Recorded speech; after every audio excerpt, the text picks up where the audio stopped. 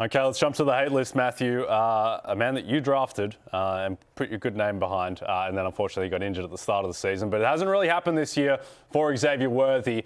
And now he gets a brutal matchup against the Texans. He's not going to have either of his tackles to help him either get deep. And so he is headlining the hate list. Does DraftKings have a market on how many times Mahomes will get sacked in this game? Yeah, I mean, they got home to Josh Allen 8 times, the Texans did. And now, to your point, the Chiefs might be missing 3 starters from their offensive line. Yeah, I mean, it might be 3.5. You might set the line at 3.5 because they're not going to be able to run the ball on Houston's front either after Jonathan Taylor just went 21 for 85 and hadn't played well to get there.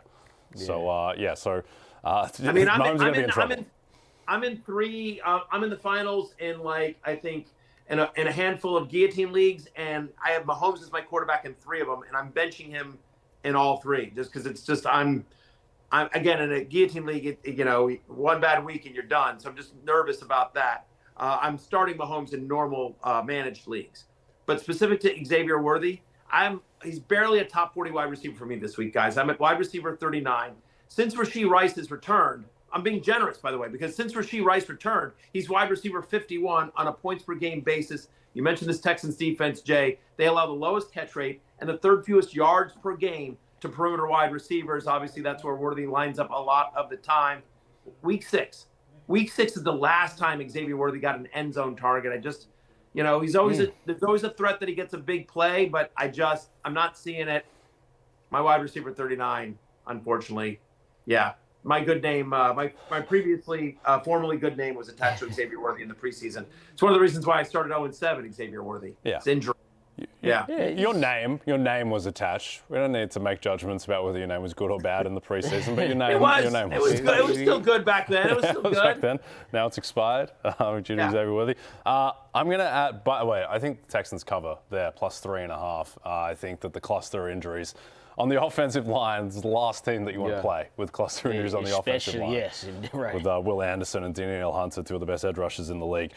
Hate list for me, Keenan Allen against Philadelphia. Keenan Allen just hasn't done much lately. He's topped 58 yards once since week 3. He came out looking amazing to start the season, but since that start, as the Chargers have dealt with their own issues on the offensive line, pass game has been very inconsistent. He has a quarterback who may or may not play, and if he does play, it's going to be coming off a surgery 7 days prior. So Keenan Allen, Lawrence, in this pass game for the Chargers, I feel Ladd McConkey's still the guy, but after that, I don't feel good about anyone. Yeah, it's Ladd McConkey, and then it's like everybody get in where you fit in, and that's kind of what we knew it would come to that.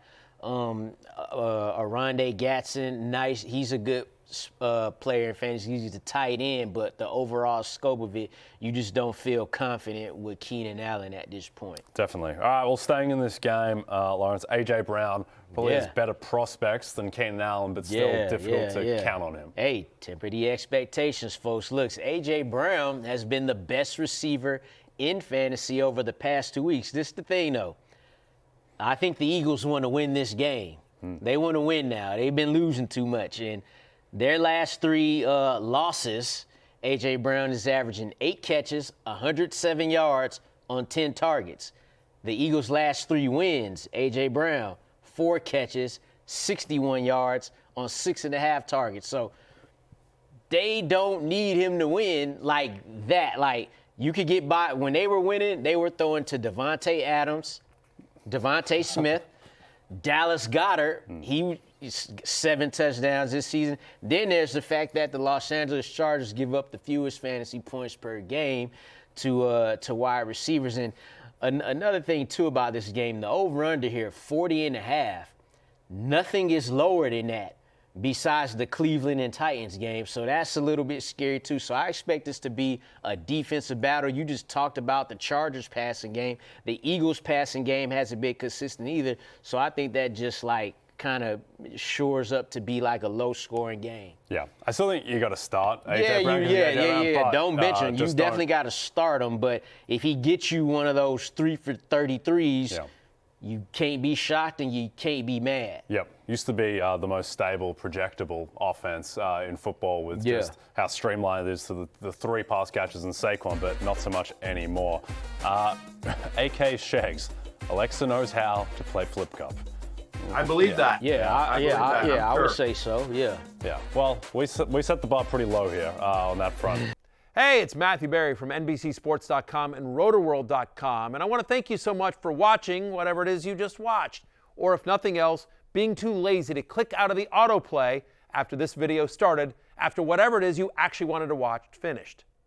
But now that you're here, I'd like to take a moment here to ask you respectfully now, okay? I'm asking you respectfully to subscribe to the NFL on NBC YouTube channel. You'll get the latest Roto-World fantasy news headlines, all sorts of great shows, including my own Fantasy Football Happy Hour. So go subscribe now. Again, I'm asking respectfully.